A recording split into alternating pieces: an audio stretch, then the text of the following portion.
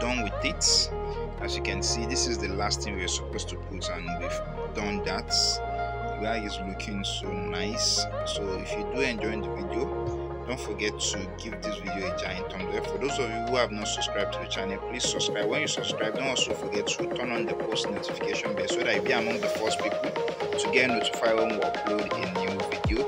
Leave in the comment section down below what you think. And for those of you who are interested on learning this online, or for those of you who want to start the bag making journey business, if you want us to supply you, we can supply you something like this. And please watch out for the catch up. Probably you see the rest of this bag make and beautiful one. Thank you guys for watching, and I will see you in the next one.